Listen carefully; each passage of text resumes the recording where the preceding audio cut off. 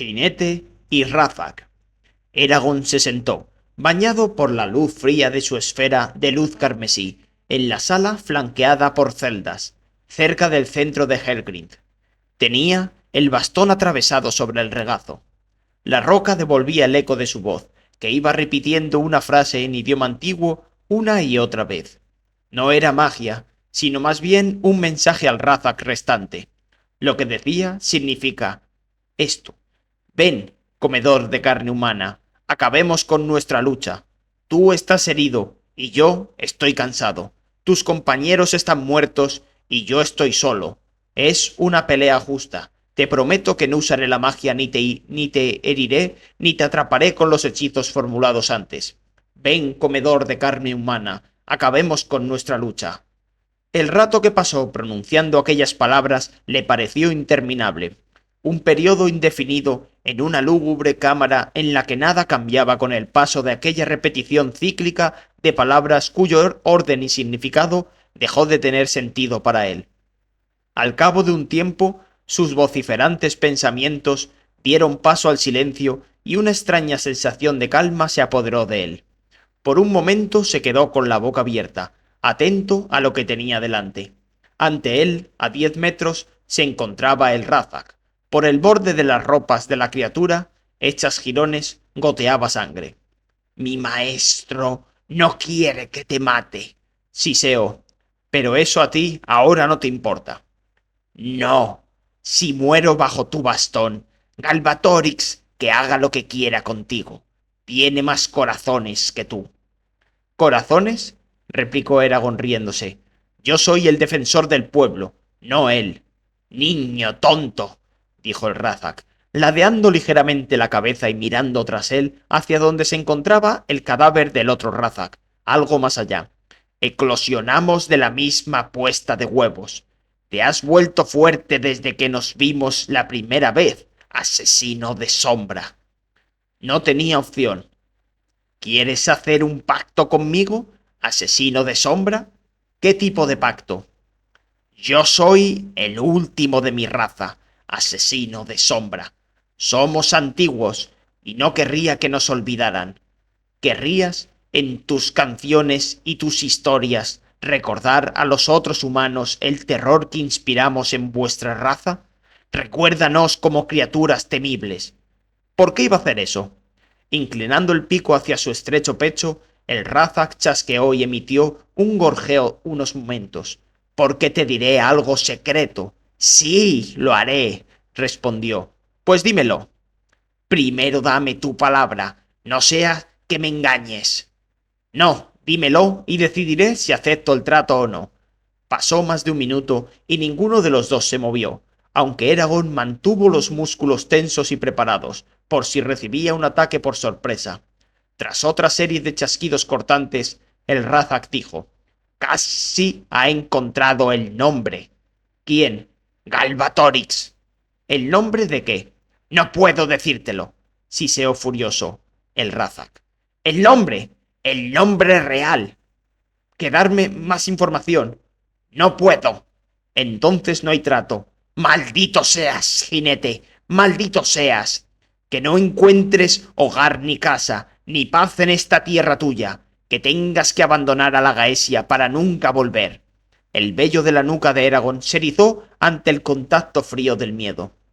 Recordó las palabras de Ángela, la herbolaria, que le había lanzado los huesos del dragón y le había leído el futuro y predicho aquel mismo destino. Un reguero de sangre separaba a Eragon de su enemigo.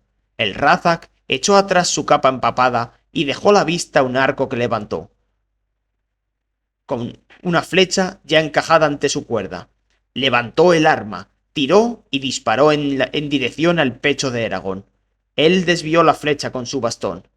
Como si aquel intento no fuera más que un consabido gesto preliminar que marcara la tradición antes de iniciar el combate real, el Razak se detuvo, dejó el arco en el suelo, se ajustó la capucha y sacó la hoja de su espada de entre los pliegues de tela.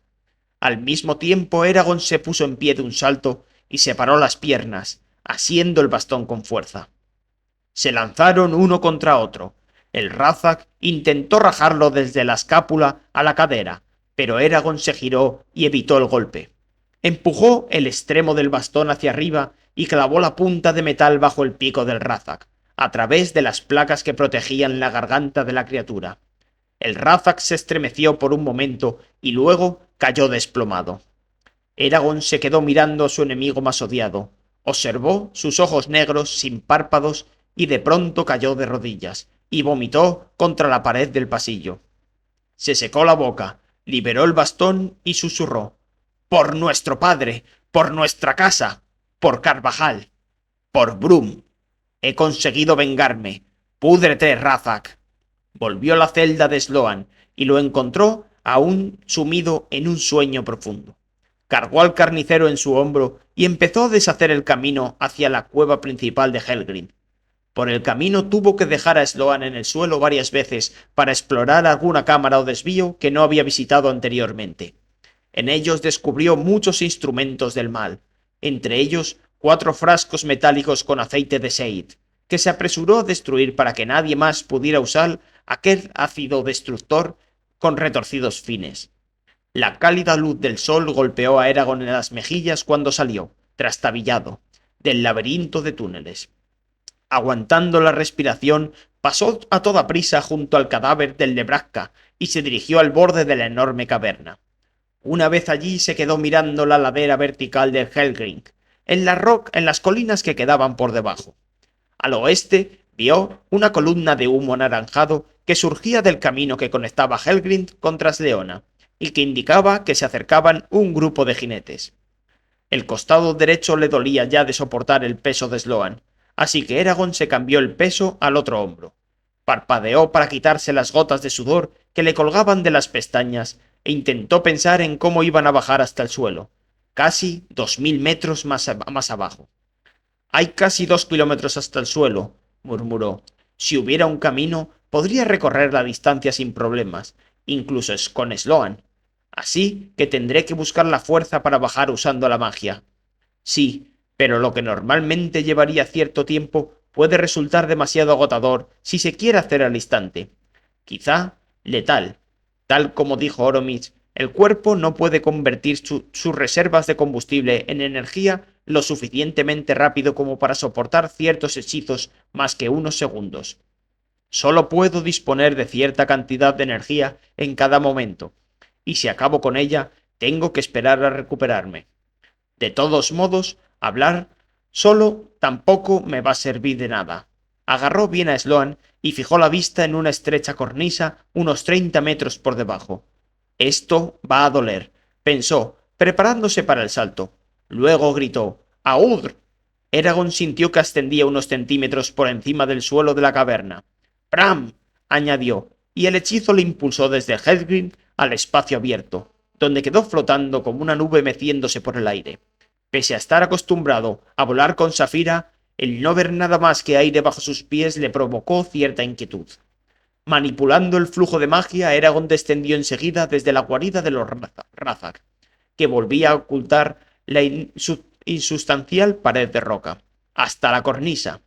Al aterrizar pisó con la bota un trozo de roca suelta, y durante unos segundos de infarto se tambaleó, buscando un lugar estable donde poner el pie pero sin poder mirar hacia abajo, ya que solo con mover la cabeza podía provocar que cayeran 75 hacia adelante. Pero la pierna izquierda perdió apoyo y con un grito entrecortado empezó a caer. Antes de que pudiera recurrir a la magia para salvarse, se detuvo de pronto al conseguir apoyar el pie izquierdo en una grieta. Los bordes de la hendidura se le encajaron alrededor de la pantorrilla, tras la protección para la espinilla, pero no le importó, puesto que le servía de sujeción. Eragon apoyó la espalda contra el Helgrim para sujetar mejor el cuerpo de Sloan. «No ha ido tan mal», observó. Le había supuesto un esfuerzo, pero no tanto como para que no pudiera seguir adelante. «Puedo hacerlo». Volvió a fijarse en los jinetes. Estaban considerablemente más cerca que antes y cruzaban el árido terreno al galope, a una velocidad preocupante. «Es una carrera entre ellos y yo», pensó. «Tengo que escapar antes de que lleguen a Helgrim. Seguro que hay magos entre ellos, y no estoy en condiciones de enfrentarme a los hechiceros de Galbatorix». Miró a la cara a Sloan. «Quizá podrías ayudarme, ¿eh?», dijo. Es lo mínimo que puedes hacer, teniendo en cuenta que estoy jugando la vida y algo más por ti. La cabeza del carnicero rodó a un lado. Seguía perdido en el mundo de los sueños.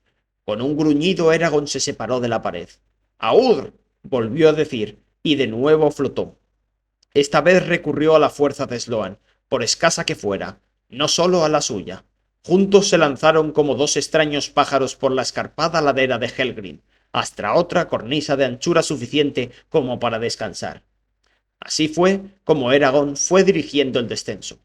No procedió en línea recta, sino que fue virando hacia la derecha, de modo que rodearon la ladera del Helgrin, ocultándose de los jinetes tras la masa de dura roca.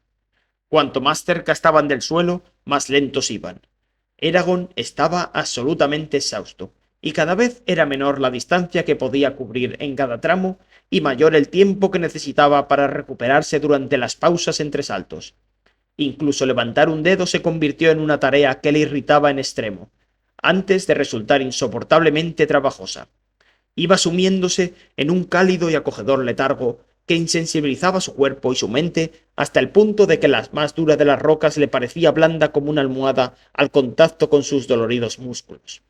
Cuando por fin se dejó caer en el árido suelo, demasiado debilitado como para evitar que Sloan y él mismo se revolcaran en el polvo, Eragon se quedó tendido, con los brazos doblados en un ángulo forzado bajo el pecho, y contempló, con los ojos entrecerrados, los brillos amarillentos del cuarzo citrino incrustado en la pequeña roca que tenía a unos centímetros de la nariz.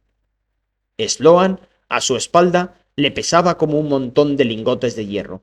El aire salía de los pulmones de Eragon, pero no parecía que volviera a entrar. Su campo de visión se oscureció como si el sol estuviera cubriéndose de nubes. Un silencio mortal cubría el espacio entre cada latido de su corazón, y los latidos en sí no eran más que una leve palpitación.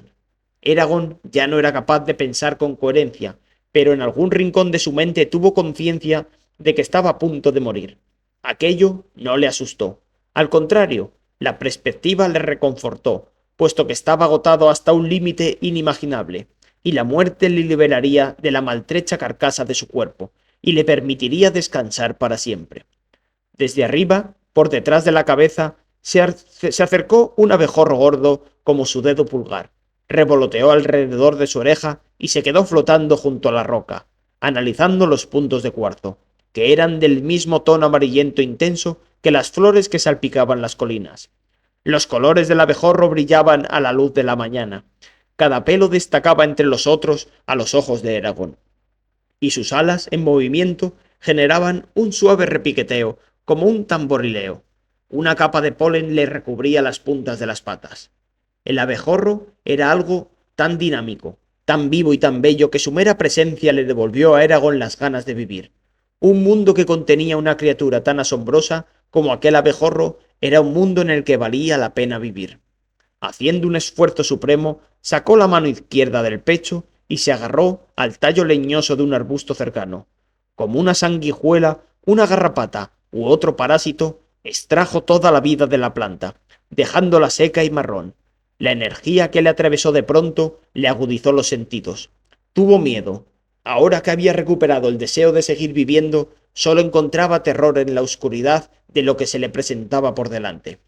Arrastrándose, llegó hasta otro arbusto y absorbió su fuerza vital.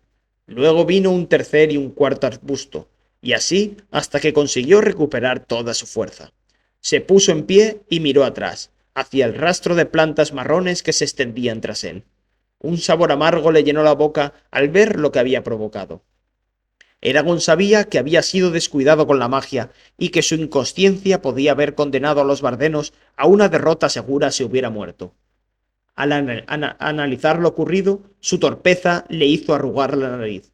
Brun me tiraría de las orejas por haberme metido en este lío, pensó. Volvió junto al demacrado carnicero y lo levantó del suelo. Luego se giró hacia el este y emprendió a paso ligero el camino que se alejaba de Helgrin, en busca de algún lugar donde ocultarse. 10 minutos más tarde, cuando se detuvo para ver si lo seguían, vio una nube de polvo que surgía de la base de Helgrin, con lo que interpretó que los jinetes habían llegado a la oscura torre de piedra. Sonrió. Los esbirros de Galbatorix estaban demasiado lejos para que uno de aquellos magos de poca entidad detectara su mente o la de Sloan. Para cuando descubran los cuerpos de los Razak, yo habré corrido una legua o más. Dudo que para entonces sean capaces de encontrarme. Además buscarán a un dragón con su jinete, no a un hombre viajando a pie, pensó. Satisfecho de no tener que preocuparse ante un ataque inminente, Eragon retomó el paso normal, una zancada constante y ligera que podría mantener todo el día. En lo alto, el sol emitía brillos dorados y blancos. Ante él, un terreno silvestre y sin caminos se extendía a lo largo de muchas leguas hasta llegar a las casas más apartadas de algún pueblecito. Y en su corazón renacieron una alegría y unas esperanzas nuevas. Por fin habían muerto los Razak. Por fin su venganza era completa. Por fin había cumplido con su deber para con Garru y Brum. Por fin podría desterrar el velo de miedo y rabia que se había ido creando desde la primera aparición de los Razak en Carvajal. Le había llevado más tiempo del esperado matarlos, pero ahora había cumplido con su misión y era una gran misión. Se permitió disfrutar de la satisfacción por haber cumplido con tamaño logro, aunque hubiera sido con la ayuda de Roran y Safira. Sin embargo, sorprendentemente su triunfo era agridulce e iba acompañado de una inesperada sensación de pérdida. La caza de los Razak había sido uno de los últimos vínculos con la vida en el valle de Palancar, y le pesaba eliminar aquel vínculo, por truculento que fuera. Es más, la misión le había dado un objetivo en la vida, algo de lo que carecía. Era el motivo que le había hecho dejar su hogar. Sin él, solo le quedaba un vacío en el lugar donde había alimentado su odio por los Razak. El hecho de que pudiera lamentar el fin de una misión tan terrible le consternó, y se juró evitar cometer el mismo error 2 veces. Me niego a implicarme tan a fondo en mi lucha contra el Imperio, Murtagh y Galbatorix como para que pierda el interés porque pase algo nuevo si llega la ocasión. O aún peor, que busque prolongar el conflicto en vez de adaptarme a lo que venga después. A continuación decidió dejar de darle vueltas a aquel pesar enfermizo y concentrarse en el alivio que sentía. Alivio por haberse liberado de las exigencias de la campaña que se había impuesto, y porque sus únicas obligaciones eran las que se derivaban de su posición actual. La euforia le hizo avanzar más ligero. Con la desaparición de los Razak, Eragon sintió como si por fin pudiera crearse una vida propia, basada no en lo que había sido, sino en lo que había llegado a ser, un jinete de dragón. Sonrió al recortado horizonte y se rió mientras corría, indiferente ante la posibilidad de que alguien pudiera oírle. Su voz resonó por el camino, rodeándole, y todo parecía de pronto nuevo, bello y esperanzador. Caminando solo. El estómago le rugía. Estaba boca arriba, con las piernas dobladas, estirando los muslos después de una carrera más prolongada y con más peso que nunca, cuando oyó aquel sonoro murmullo líquido que le surgía de las entrañas. El ruido le resultó tan inesperado que Eragon se puso en pie de un respingo agarrando el bastón. El viento silbaba por el terreno yermo. El sol se había puesto, y en su ausencia todo se cubrió de azul y púrpura. Nada se movió, salvo las briznas de hierba que se agitaban, y Sloan, cuyos dedos se abrían y cerraban lentamente en respuesta a alguna visión que tenía en sueños. Un frío penetrante anunció la llegada de la noche. Eragon se relajó y se permitió una breve sonrisa. Su tranquilidad enseguida desapareció cuando cayó en la cuenta del origen de su malestar. Luchar contra los Razak, formular tantos hechizos y cargar con Sloan sobre los hombros durante la mayor parte del día le había dejado tan hambriento que se imaginó que si pudiera retroceder en el tiempo, se podría comer el festín entero que habían cocinado los enanos en su honor durante su visita a Tarnag.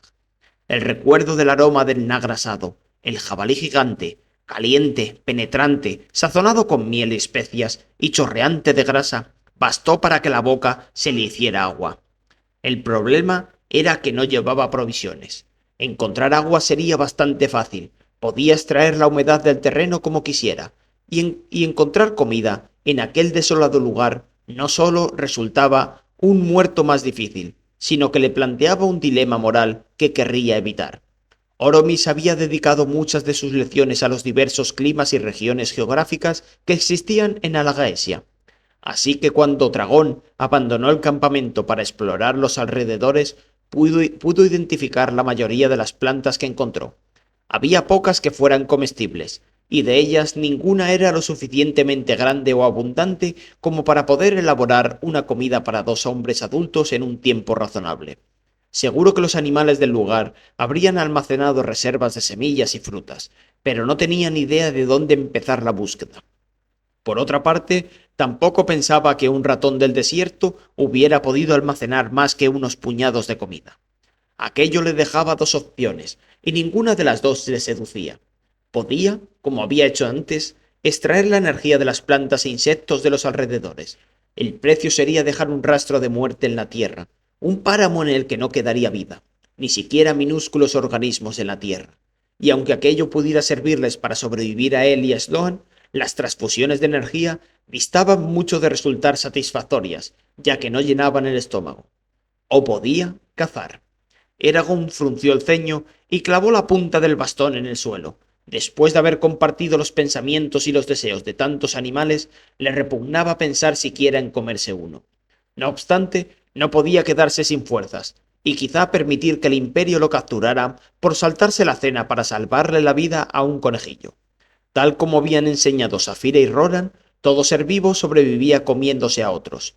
El nuestro es un mundo cruel, pensó, y no puedo cambiarlo. Puede que los elfos hagan bien en evitar la carne, pero en este momento tengo una gran necesidad.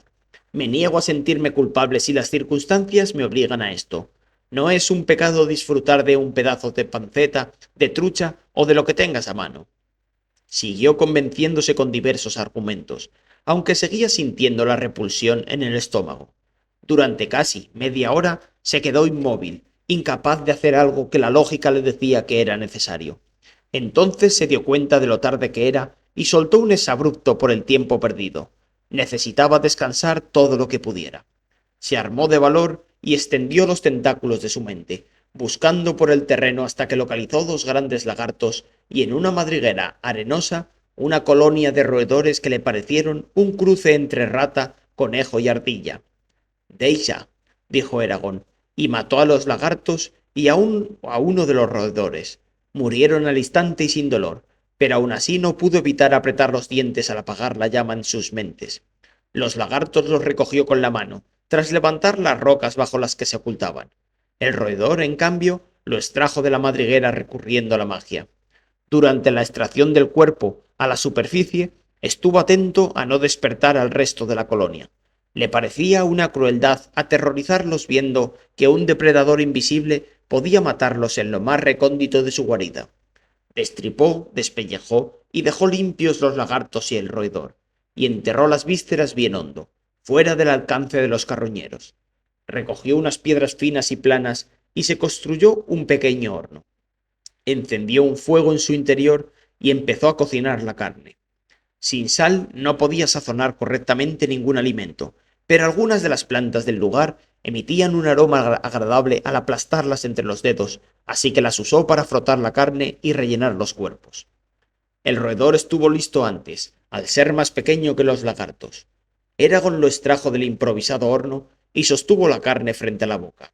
Hizo una mueca y se habría quedado allí, inmovilizado por el asco, si no fuera porque tenía que seguir atendiendo al fuego y a los lagartos. Aquellas 2 actividades le distrajeron lo suficiente como para obedecer a la imperiosa necesidad impuesta por el hambre y para empezar a comer sin pensar. El primer bocado fue el peor. Le golpeó en la garganta y el sabor de la grasa caliente a punto estuvo de sentarle mal. Se estremeció y tragó 2 veces. La sensación de asco desapareció. A partir de aquel momento todo fue más fácil. De hecho, agradeció el hecho de que la carne fuera bastante sosa, ya que la falta de sabor le ayudaba a no pensar en lo que estaba masticando. Se comió todo el roedor y parte de un lagarto. Mientras arrancaba el último trozo de carne de un fino hueso de una pata, emitió un suspiro de satisfacción y luego dudó, apesadumbrado al darse cuenta de que a pesar suyo había disfrutado de la comida. Estaba tan hambriento que aquella cena frugal le pareció deliciosa. una vez superadas sus inhibiciones, claro. Quizá, reflexionó, quizá cuando vuelva, si estoy a la mesa de Nasuada o del rey Orrin y sirven carne, quizá, si me apetece y resulta maleducado negarse, podría probar algún bocado. No comeré como antes, pero tampoco seré tan estricto como los elfos. La moderación me parece una vía más sensata que el fanatismo. A la luz de las brasas del horno, Eragon examinó las manos de Sloan. El carnicero yacía a unos 2 metros, donde lo había dejado Eragon. Un montón de finas cicatrices blancas surcaban sus largos dedos huesudos, con aquellos nudillos exageradamente grandes y sus largas uñas que tan meticulosamente cuidaba en Carvajal y que ahora estaban rotas y negras de la mugre acumulada. Las cicatrices revelaban los errores, relativamente pocos, que había cometido Sloan durante las décadas que había trabajado con cuchillos. Tenía la piel arrugada y envejecida, con las venas abultadas, pero por debajo de los músculos eran finos y duros. Eragon se puso en cuclillas y cruzó los brazos sobre las rodillas. No puedo soltarlo sin más, murmuró. Si lo hacía, Sloan podría seguir la pista a Roran y a Katrina, perspectiva que resultaba inaceptable. Además, aunque no iba a matar a Sloan, consideró que el carnicero debía ser castigado por sus delitos. Eragon no había sido amigo íntimo de Byrd, pero sabía que era un buen hombre, honesto e inquebrantable, y recordaba a la esposa de Byrd, Felda, y a sus hijos con cierto afecto, ya que Garrow, Roran y Eragon habían comido y dormido en su casa en varias ocasiones. Su muerte le había afectado por su especial crueldad, y sentía que la familia del guardia merecía justicia, aunque nunca lo llegara a saber. No obstante, ¿qué castigo sería el indicado? Me he negado a hacer de verdugo, y ahora me erijo en juez. ¿Qué sé yo de la ley? Se puso en pie, se acercó a Sloan y se inclinó hacia su oreja. Vacna, le dijo. Sloan se despertó con un respingo, tanteando el suelo con sus nudosas manos. Agitó lo que le quedaba de párpados instintivamente, intentando levantarlos para mirar a su alrededor, pero seguía atrapado en su propia noche eterna. Toma, come esto, le dijo Eragon, acercándole la mitad restante del lagarto al carnicero, que aunque no podía verlo, sin duda debía de oler el alimento. ¿Dónde estoy? Preguntó Sloan. Con manos temblorosas empezó a explorar las rocas y las plantas que tenía delante. Se tocó las muñecas y tobillos magullados. Parecía confuso al notar que las argollas habían desaparecido. Los elfos, y también los jinetes en otro tiempo, llamaban a este lugar Mirnator. Los enanos lo llamaban Werganth, y los humanos el Monte Gris. Si eso no responde a tu pregunta, quizá quieras saber que estamos unas cuantas leguas al sudeste de Helgrim, donde estabas preso. Sloan movió los labios articulando la palabra Helgrim. ¿Me has rescatado? Sí. Y... Deja de preguntar. Primero, cómete esto, respondió Eragon con dureza. Aquello tuvo un efecto fulminante sobre el carnicero. Sloan se acercó arrastrándose y buscó el lagarto con los dedos. Eragon se lo entregó. Se retiró a su sitio, junto al horno de piedra, y echó unos puñados de tierra sobre las brasas, apagándolas para que su brillo no revelara su presencia en el improbable caso de que hubiera alguien más por los alrededores. Tras pasar la lengua tímidamente sobre la piedra para saber qué era lo que le había dado Eragon, Sloan clavó los dientes en el lagarto y arrancó un grueso mordisco de la carcasa. Con cada bocado se metía en la boca toda la carne que podía, y sólo la masticaba una o dos veces antes de tragársela y repetir el proceso. Dejó todos los huesos limpios, con la habilidad de alguien que poseía un conocimiento perfecto de la estructura de los animales y de cuál era el modo más rápido para desmontarlos. Dejó los huesos en un montoncito a su izquierda. Cuando dio cuenta del último bocado de la cola del lagarto, Eragon le pasó el otro reptil, que aún estaba entero. Sloan murmuró un agradecimiento y siguió comiendo con fruición, sin preocuparse de limpiarse la grasa de la boca y la barbilla. El segundo lagarto resultó ser demasiado grande para él. Se detuvo en la penúltima costilla y dejó lo que quedaba del animal sobre la pila de huesos. Luego estiró la espalda, se pasó la mano por los labios, se sujetó los largos cabellos tras las orejas y dijo: «Gracias, desconocido, por tu hospitalidad. Hacía muchísimo que no comía tanto. Creo que valoro tu comida incluso por encima de mi libertad. ¿Puedo preguntarte si sabes algo de mi hija, Katrina, y de lo que ha sido de ella? Estaba encarcelada conmigo, en Helgrind. Su voz contenía una compleja combinación de emociones, respeto, miedo y sumisión ante la presencia de una autoridad desconocida, esperanza e inquietud por el destino de su hija, y una determinación tan inamovible como las cimas de las vertebradas. El único matiz que esperaba oír Eragon y que no detectó fue el desprecio socarrón con que solía hablarle Sloan cuando se encontraban en Carvajal. Está con Roran. Sloan tragó saliva.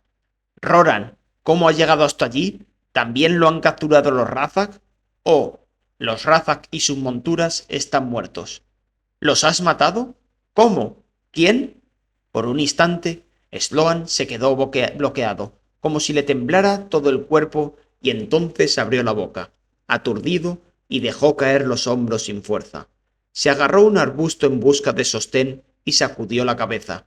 No, no, no, no puede ser. Los Razak hablaban de esto, me pedían respuestas que yo no tenía. Pero pensé, es decir, ¿quién iba a decirlo? Se agitaba con tal violencia que Eragon temió que se pudiera hacer daño. Con un susurro jadeante como si le acabaran de dar un puñetazo en la barriga, Sloan dijo: «No puedes ser Eragon». Eragon se sintió marcado, condenado por el destino como si fuera el instrumento de aquellos dos caciques implacables. Respondió en consecuencia, pronunciando muy despacio cada palabra, para que cayeran como martillazos y transmitieran todo el peso de su condición, su responsabilidad y su rabia. Soy Eragon, pero no solo eso. Soy Argeldam, asesino de sombra y espada de fuego. Mi dragón se llama Safira, también conocida como Bragtusklar o lengua de fuego. Nos enseñaron Brum, que fue jinete antes que yo, los enanos y los elfos. Hemos combatido a los Úrgalos, a un Sombra y a Murtag, que es el hijo de Morzan. Servimos a los Bardenos y a los pueblos de Alagaesia, y te he traído aquí, Sloan Aldenson, para llevarte a juicio por el asesinato de Birth y por haber traicionado a Carvajal y haberla entregado al Imperio. ¡Mientes! No puede ser. ¿Que miento? Yo no miento, rugió Eragon. El chico expandió su mente y engulló la conciencia de Sloan en la suya, obligando al carnicero a aceptar los recuerdos que confirmaban la veracidad de sus afirmaciones. También quería que Sloan sintiera el poder que tenía y que se diera cuenta de que ya no era del todo humano. Y aunque le costara admitirlo, Eragon disfrutaba imponiendo su control sobre un hombre que le había creado tantos problemas y que le había atormentado tan a menudo con sus mofas, insultándoles a él y a su familia. Medio minuto más tarde se retiró. Sloan seguía temblando, pero no se hundió ni cayó rendido como Eragon pensó que sucedería, sino que adoptó una actitud fría y dura. «Al diablo contigo», dijo. «No tengo que darte explicaciones a ti, Eragon, hijo de nadie. Que te quede claro esto. Hice lo que hice por Katrina y nada más. Lo sé. Ese es el único motivo por el que aún sigues con vida. Haz lo que quieras conmigo, pues. No me importa, siempre que ella esté a salvo. Adelante. ¿Qué va a ser? ¿Una paliza? ¿Una marca a fuego? Ya me han quitado los ojos, así que una de mis manos o me abandonarás para que muera de hambre o para que vuelva a capturarme el imperio. Aún no lo he decidido». Sloan asintió con un gesto seco y estiró los jirones de su ropa, cubriéndose las extremidades, para protegerse del frío de la noche. Se sentó con precisión militar, como mirando con las cuencas vacías de los ojos hacia las sombras que rodeaban el campamento. No suplicó, no pidió compasión, no negó sus actos ni intentó aplacar a Eragon. No hizo otra cosa que permanecer sentado y esperar, protegido tras aquella estoica demostración de fuerza interior. Su coraje impresionó a Eragon. El oscuro panorama que los rodeaba le parecía a Eragon de una inmensidad inimaginable, y sintió como si todo aquello convergiera hacia él, lo que hacía que la decisión que se le planteaba resultara aún más angustiosa. Mi veredicto marcará el resto de su vida, pensó.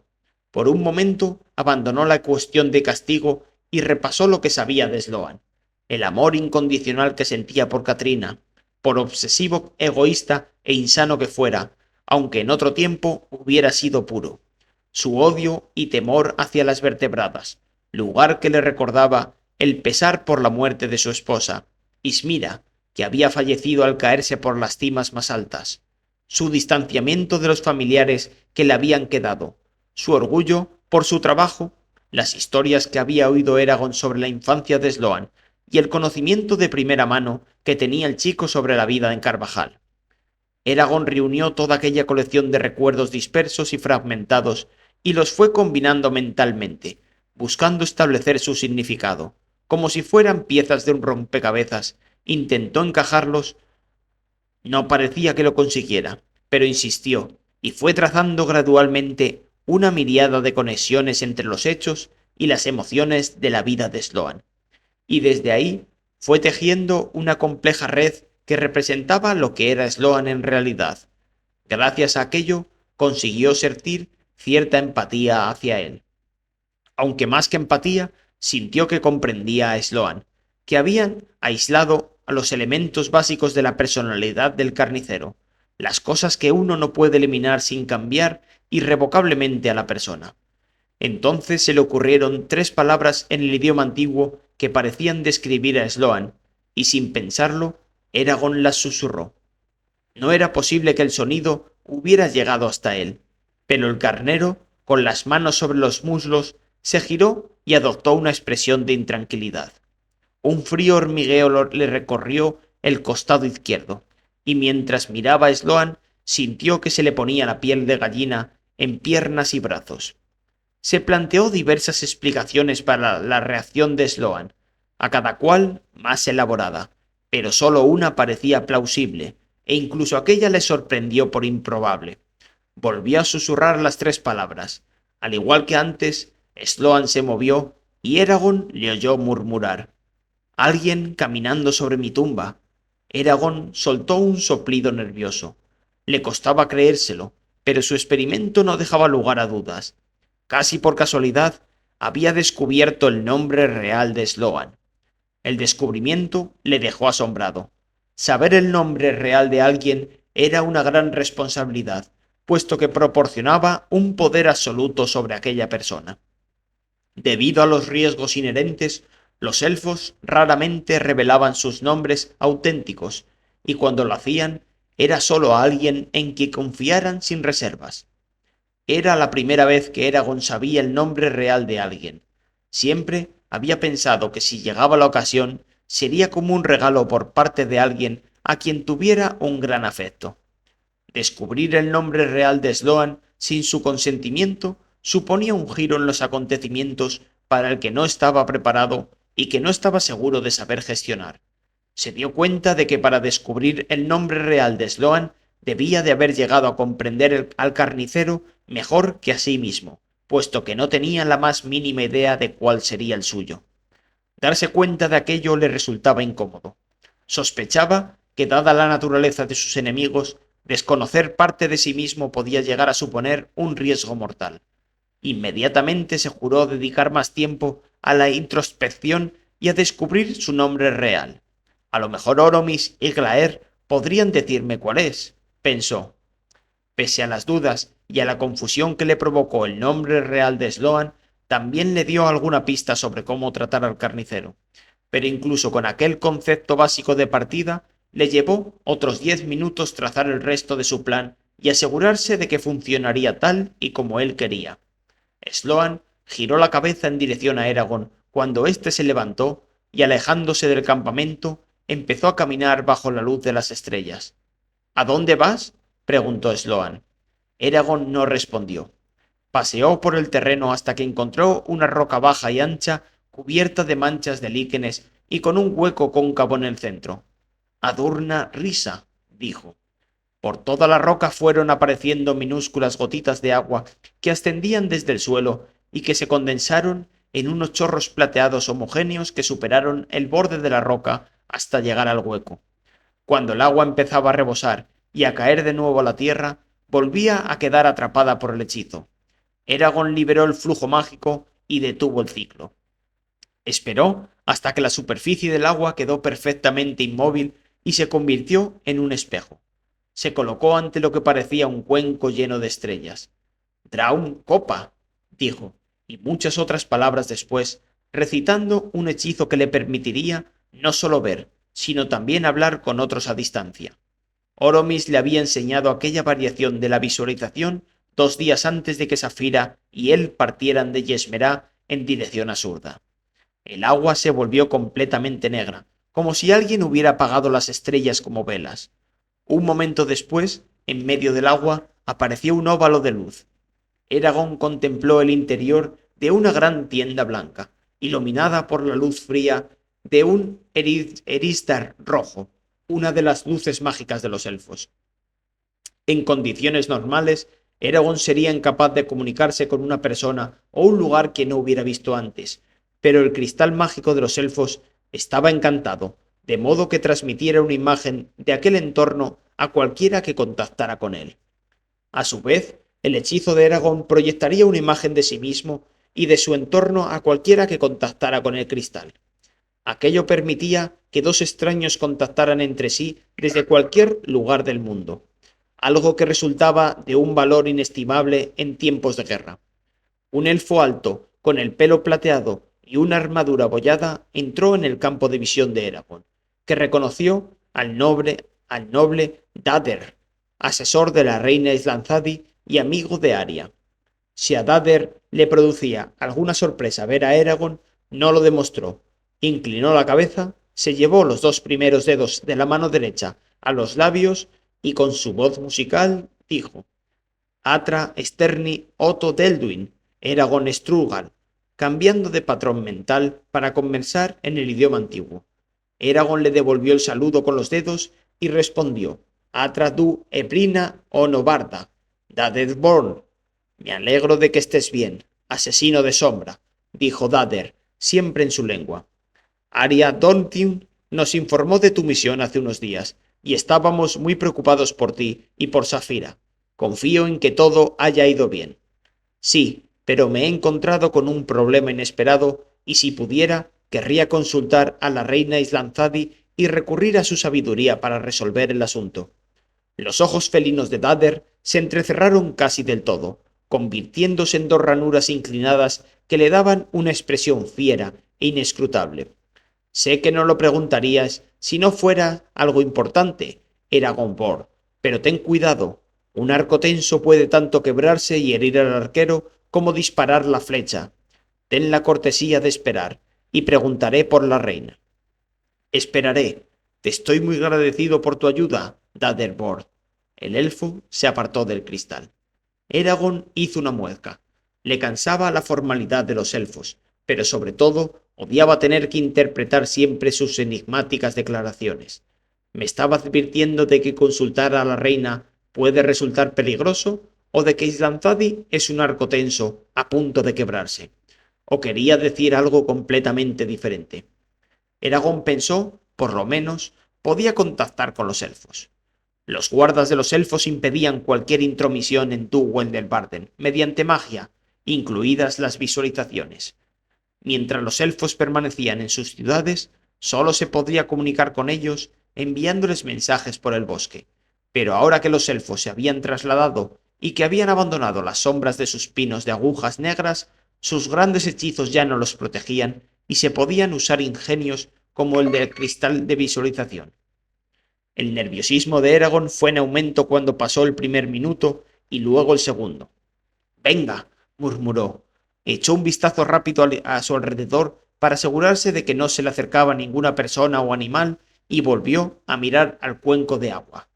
Con un sonido parecido al de la tela al rasgarse, la lona de entrada de la tienda se abrió y la reina Islanzadi avanzó hacia el cristal. Llevaba un brillante corpiño de armadura dorado con escamas, una cota de malla y grebas sobre las espinillas, así como un bonito casco decorado con ópalos y otras gemas preciosas que ocultaban sus bellas trenzas negras. Una capa roja con el borde blanco le caía desde los hombros. A Eragon le recordó la pared de nubes de una gran tormenta al acercarse. En la mano izquierda Islanzadi llevaba una espada desnuda. En la mano derecha no llevaba nada, pero la tenía teñida de rojo. Un momento después, Eragon se dio cuenta de que tenía los dedos y la muñeca cubiertos de sangre. Islanzadi encogió sus perfiladas cejas al ver a Eragon. Al adoptar aquella expresión, guardaba un sorprendente parecido con Arya, aunque su estatura y su presencia resultaban aún más impresionantes que las de su hija. Era bella y terrible, como una temible diosa de la guerra. Eragon se tocó los labios con los dedos, luego giró la mano derecha sobre el pecho en el gesto elfo de lealtad y respeto y recitó la primera frase de un saludo tradicional, abriendo el diálogo, como correspondía al que se dirigía a alguien de rango superior. Islanzadi dio la respuesta de rigor y en un intento por granjearse su simpatía y demostrar su conocimiento de las tradiciones de los elfos, Eragon concluyó con la tercera frase de saludo, en realidad innecesaria, y que la paz viva en tu corazón. La expresión adusta de Islanzadi disminuyó en cierta medida y esbozó una leve sonrisa como reconocimiento a su deferencia. Y en el tuyo también, asesino de sombra. Su voz rica y suave contenía el susurro de las agujas de pino, el gorgojeo de los arroyos y el sonido de la música de las flautas de juncos. Envainó la espada, cruzó la tienda hasta la mesa plegable y se apartó un poco para lavarse la sangre de la piel con agua de un cántaro.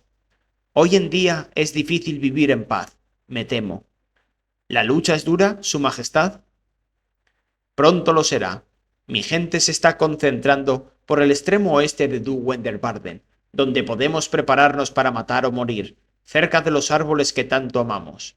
Somos una raza dispersa y no marchamos en formación como otros, dado el daño que eso supone para la naturaleza, así que nos lleva un tiempo concentrarnos desde los diferentes extremos del bosque. Lo entiendo, solo que... Eragon buscó un modo de formular su pregunta sin que resultara mal educada. Si el combate aún no ha empezado, no puedo evitar preguntarme por qué tenéis la mano manchada de sangre. Islanzadi se sacudió las gotas de agua de los dedos y levantó su dorado antebrazo a la vista de Eragon, que se dio cuenta de que ella había hecho de modelo para la escultura de dos brazos entrelazados que había en la entrada de su casa árbol de Yesmerá. Solo es un color. Las únicas manchas de sangre que quedan en una persona son las que lleva en el alma, no en el cuerpo. He dicho que el combate se recrudecería próximamente, no que aún no hubiera empezado. Aclaró. Se estiró la manga de la cota y la túnica que tenía debajo hasta la muñeca. Del cinturón engastado con piedras que llevaba alrededor de la fina cintura, extrajo un guante cosido con hilo de plata y se lo enfundó en la mano. Hemos estado observando la ciudad de Ceunon, ya que es donde tenemos intención de atacar primero. Hace 2 días, nuestros exploradores descubrieron grupos de hombres con muchas que avanzaban desde Ceunon a Dú Wendelbarden. Pensábamos que iban a buscar madera en los límites del bosque, ya que suelen hacerlo. Es una práctica que toleramos, puesto que los humanos necesitan madera, y los árboles de los márgenes son jóvenes y prácticamente quedan lejos de nuestro control.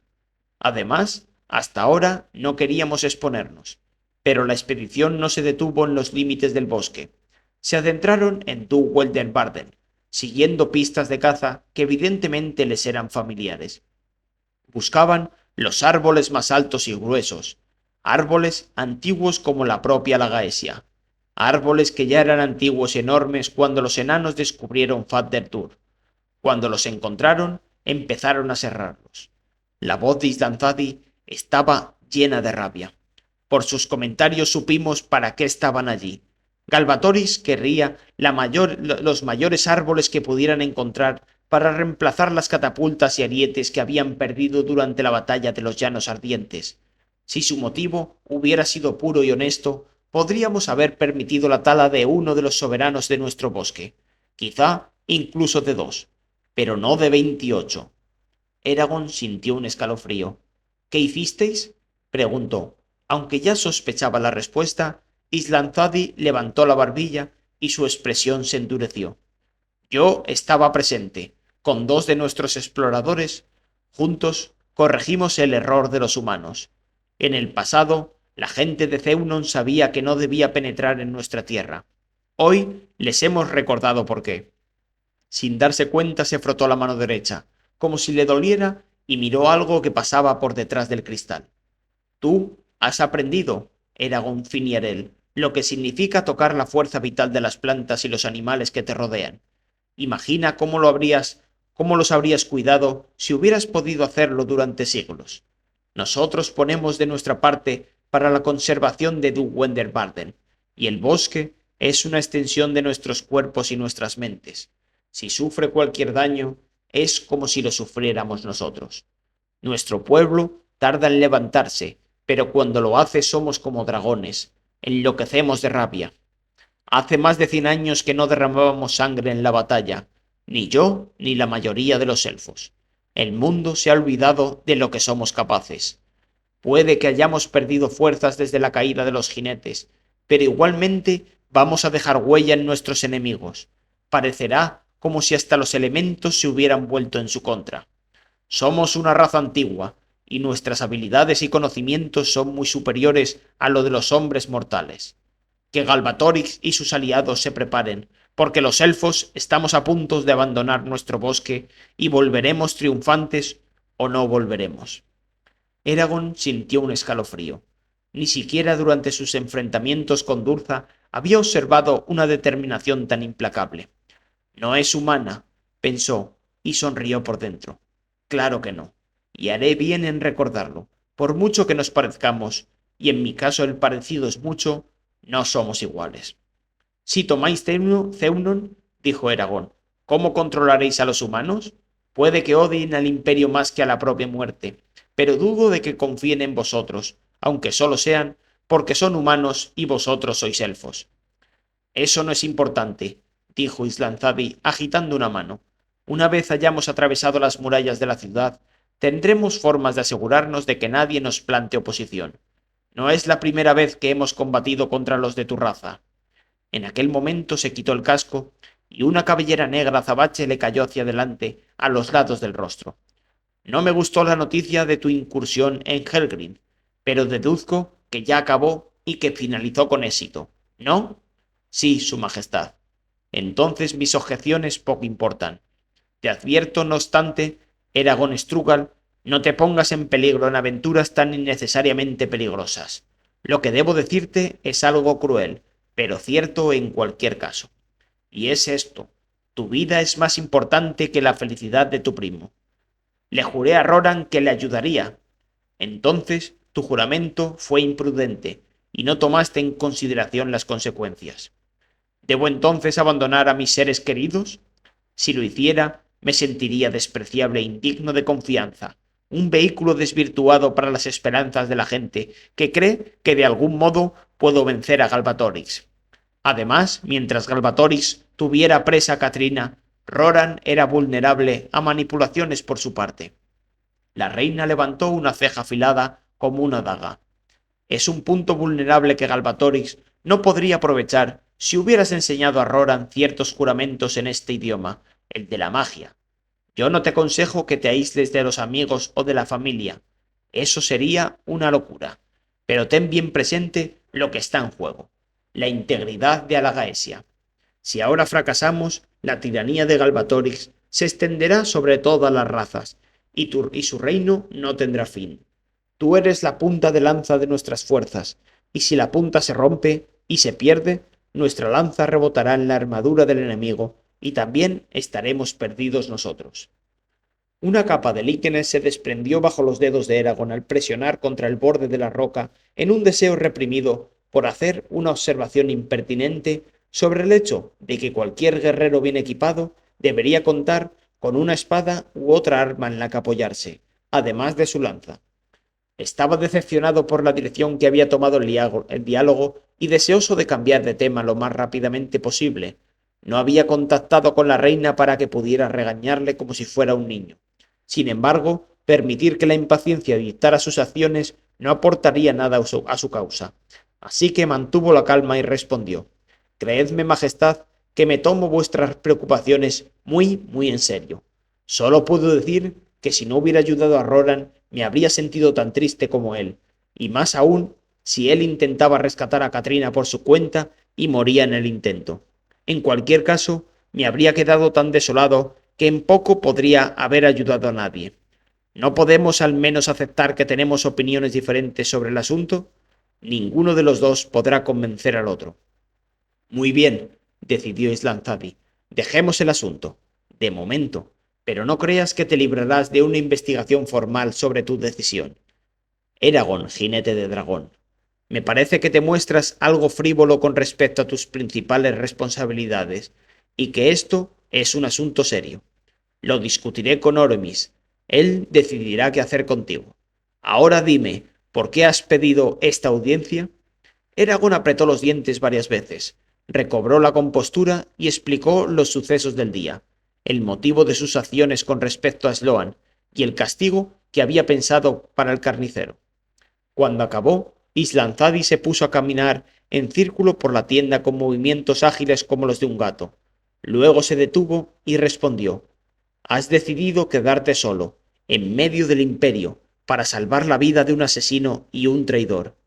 Estás solo con ese hombre, a pie, sin provisiones ni armas, salvo la magia, y tienes cerca a tus enemigos. Veo que mis advertencias anteriores estaban más que justificadas. Tú, Su Majestad, si debéis enfadaros conmigo, hacerlo más tarde. Quiero resolver esto pronto para poder descansar un poco antes de lo que se haga de día. Tengo muchos kilómetros que recorrer mañana. La reina asintió. Tu supervivencia es lo único que importa. Ya me pondré furiosa cuando acabemos de hablar. En cuanto a tu consulta, algo así no tiene precedentes en nuestra historia. En tu lugar, yo habría matado a Sloan y me habría librado del problema allí mismo. Sé que lo habríais hecho. Una vez vi a Arya sacrificar a un halcón gerifalte maltrecho, diciendo que estaba herido y que la muerte era inevitable, y que matándolo le ahorraba horas de sufrimiento. Quizá tenía que haber hecho lo mismo con Sloan, pero no pude. Creo que habría sido una decisión que habría lamentado en el resto de mi vida, o peor aún, que me habría hecho más fácil matar en el futuro. Islanzadi suspiró y de pronto parecía cansada. Eragon recordó entonces que ella también se había pasado el día combatiendo. Puede que Oromis haya sido un buen maestro, pero está demostrando que sigues la estela de Brum, no la de Oromis. Solo Brum se metía en tantos aprietos como tú, y como él, parece que sientes la necesidad de buscar las arenas movedizas más profundas para meterte en ellas. Eragon ocultó una sonrisa, complacido con la comparación. ¿Y qué hay de Sloan? Preguntó. Ahora su destino depende de vos. A paso lento, Islanzadi se dirigió a un taburete que había junto a la mesa plegable y se sentó. Apoyó las manos en el regazo y miró un extremo del cristal. Su semblante era muestra de sus enigmáticas elucubraciones. Una bella máscara que ocultaba sus pensamientos y sentimientos, y en la que Eragon no conseguía penetrar, por mucho que lo intentara. Ya que tú has considerado oportuno salvar la vida de este hombre, dijo por fin, afrontando con ello no pocos problemas y un gran esfuerzo por tu parte, no puedo rechazar tu petición haciendo que tu sacrificio resulte vano. Si Sloan sobrevive a la dura travesía que se presenta ante vosotros, Gilderien, el sabio, le permitirá pasar, y Sloan tendrá una habitación, una cama y alimento para comer. Mas no puedo prometer, puesto que lo que ocurra después dependerá del propio Sloan. Pero si se cumplen las condiciones que has mencionado, entonces sí, podremos iluminar sus sombras. Gracias, Su Majestad.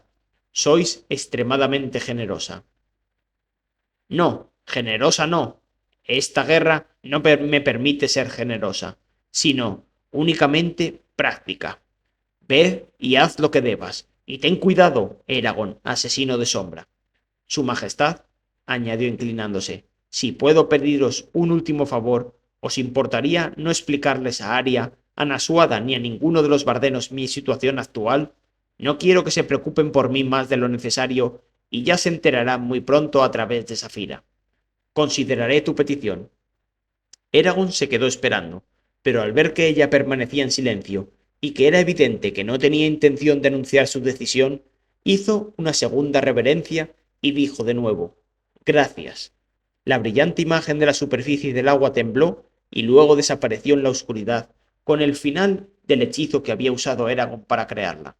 Se echó atrás y levantó la vista a la multitud de estrellas, dejando que los ojos volvieran a adaptarse a la tenue luz parpadeante que arrojaban. Luego dejó la agrietada roca con la balsa de agua y desanduvo el camino a través de hierbas y matojos hasta el campamento, donde Sloan permanecía sentado con la espalda erguida, rígido como el hierro colado. Eragon golpeó un guijarro con el pie y el ruido reveló su presencia a Sloan, que se giró inmediatamente rápido como un pájaro. ¿Ya te has decidido?, preguntó Sloan. Sí, respondió Eragon. Se detuvo y se puso en cuclillas frente al carnicero, apoyando una mano en el suelo para mantener el equilibrio. Escúchame bien, ya que no tengo intención de repetirlo. Tú hiciste lo que hiciste por amor a Katrina, o al menos eso es lo que dices. Lo admitas o no, yo creo que también tenías otros motivos más viles para querer separarla de Roran. Ira, odio, afán de venganza y tu propio dolor. Los labios de Sloan se endurecieron, fundiéndose en una fina línea blanca. ¿Te equivocas conmigo? No, no creo. Dado que mi conciencia me impide matarte, tu castigo tendrá que ser el más terrible que se me pueda ocurrir sin llegar a la muerte. Estoy convencido de que lo que has dicho antes es cierto, de que para ti Katrina es más importante que ninguna otra cosa. Por tanto, tu castigo será este. No verás, tocarás, ni hablarás con tu hija nunca más, ni siquiera en tu lecho de muerte, y vivirás sabiendo que está con Roran y que son felices juntos sin ti. Sloan, apretando los dientes, aspiró aire por entre los huecos restantes. ¿Ese es tu castigo? ¡Ja! No puedes asegurarte de que se cumpla. No tienes ninguna prisión donde encerrarme. No he acabado. Me aseguraré de que se cumpla haciéndote jurar en el idioma antiguo de los elfos, en la lengua de la verdad y en la de la magia, que cumplirás los términos de tu condena. No puedes obligarme a dar mi palabra, le espetó Sloan, ni siquiera torturándome. Sí puedo, y no te torturaré. Es más, te crearé una necesidad de viajar hacia el norte, hasta que llegues a la ciudad elfa de Yesmera, situada en el corazón de Dunwend del Barden. Puedes intentar resistirte a esa necesidad si quieres, pero por mucho que te niegues, el hechizo te atacará los nervios como una picadura cuando no puedes rascarte, hasta que cedas y viajes hasta el reino de los elfos. ¿No tienes agallas para matarme tú mismo?, preguntó Sloan. ¿Eres demasiado cobarde como para ponerme un cuchillo en el cuello hasta el punto de hacerme vagar por la tierra, ciego y perdido, hasta que el mal tiempo o las bestias acaben conmigo? Le increpó, escupiendo a su izquierda. No eres más que un gallina, hijo de un leproso putefacto. Eres un bastardo abandonado, un seboso reconcomido por la rabia y cubierto de mierda, un asqueroso sapo tóxico, un alfeñique llorica.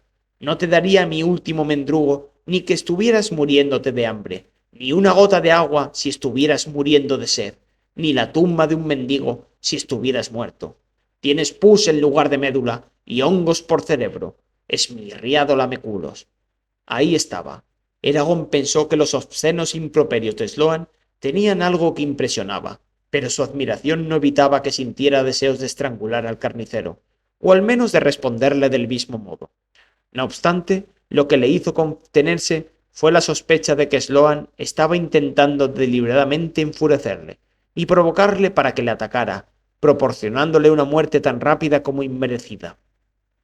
Puede que sea un bastardo, dijo Eragon, pero no un asesino. Sloan aspiró profundamente, pero antes de que pudiera retomar su retahíla de insultos, Eragon prosiguió. Allá donde vayas no te faltará la comida ni te atacarán los animales salvajes. Lanzaré unos hechizos que te acompañarán y que harán que no te molesten ni hombres ni bestias, y que los animales te aporten sustento cuando lo necesites. No puedes hacer eso, susurró Sloan. Incluso a la luz de las estrellas, Eragon puso a apreciar que su piel, ya de por sí pálida, adquiría una lividez aún mayor y lo dejaba blanco como la cal. No cuentas con los medios necesarios. No tienes derecho. Soy un jinete de dragón. Tengo tanto derecho como un rey o una reina. Entonces Eragon, que no tenía ningún interés en seguir dándole lecciones, emitió el nombre real del carnicero con suficiente fuerza como para que él lo oyera. Una expresión de horror y revelación invadió el rostro de Sloan y echó los brazos al cielo, aullando como si hubieran apuñalado. Cayó hacia adelante, sobre las manos, se quedó así, sollozando con el rostro oscurecido por su sucia mata de pelo. Eragon lo miró, traspuesto ante la reacción de Sloan. ¿Afectará a todo el mundo así el hecho de descubrir su nombre? ¿Me ocurrirá a mí también? Hizo de tripas corazón ante aquella imagen de desolación y se puso a hacer lo que le había anunciado. Repitió el nombre real de Sloan y palabra por palabra le fue enseñando al carnicero juramentos en el idioma antiguo que le aseguraran que Sloan no fuera el encuentro de Katrina nunca más. Sloan se resistió con sollozos y gemidos, y apretando los dientes, pero por mucho que se opusiera, no tenía otra opción que la de obedecer cada vez que Eragon invocaba su nombre real. Y cuando acabaron con los juramentos, Eragon lanzó los 5 conjuros que llevaría a Sloan hacia Yesmerá, que le protegerían de cualquier violencia no provocada y que hechizarían a los pájaros, las bestias y los peces de los ríos y lagos para que le proporcionaran alimento. Eragon formuló los hechizos para que extrajeran la energía de Sloan y no de sí mismo. Para cuando completó su último hechizo, la medianoche era ya un vago recuerdo. Derrotado por el cansancio, se apoderó en el bastón de espino. Sloan yacía, hecho un ovillo ante él. Ya está, dijo Eragon. La figura que tenía a sus pies emitió un lamento confuso. Sonaba como si Sloan estuviera intentando decir algo. Con el ceño fruncido, Eragon se arrodilló a su lado. Sloan tenía las mejillas rojas y ensangrentadas de los arañazos que se había infligido con los dedos. La nariz le goteaba y por la comisura de la cuenca del ojo izquierdo, que era el menos mutilado de los dos, le asomaba alguna lágrima. La piedad y el sentido de culpa se apoderaron de Eragon. No le daba ningún placer ver a Sloan en aquel estado. Era un hombre destrozado, desprovisto de todo lo que le valoraba en la vida, incluidas sus falsas ilusiones. Y Eragon era el causante de su derrota. Al darse cuenta se sintió sucio, como si hubiera hecho algo vergonzoso. Era necesario, pensó, pero nadie tendría que verse obligado a hacer lo que he hecho yo. Sloan emitió otro quejido y luego dijo: «Solo un trozo de cuerda. No quería. Ismira. No, no, por favor, no». Los lamentos del carnicero cesaron, y en el silencio que se produjo, Eragon posó la mano sobre el brazo de Sloan, que se quedó rígido ante el contacto. «Eragon», susurró, «Eragon, estoy ciego, y tú me envías a caminar solo. No tengo nada ni a nadie. Me conozco y sé que no puedo soportarlo. Ayúdame, mátame, libérame de esta agonía». Impulsivamente, Eragon le colocó el bastón de espino en la mano derecha y le dijo: «Toma mi bastón. Él te guiará en tu viaje. ¡Mátame!».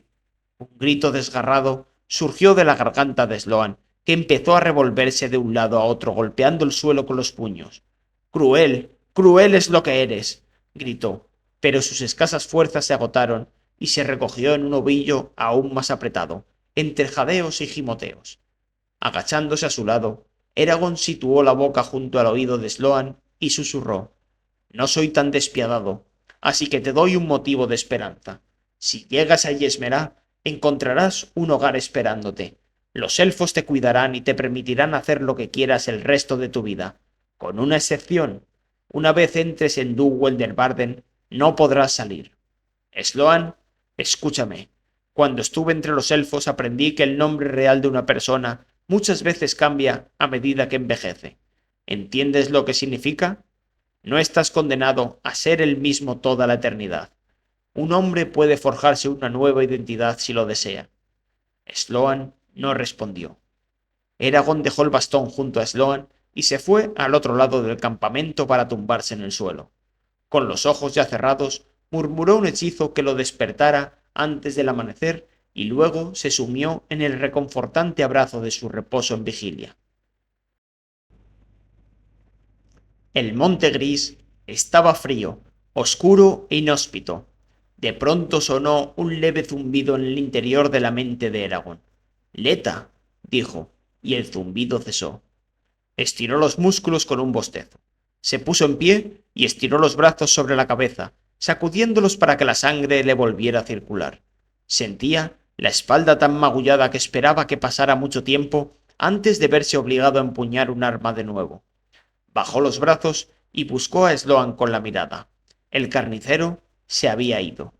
Eragon sonrió cuando vio un rastro de pisadas, acompañadas de la huella redonda del bastón, que salían del campamento.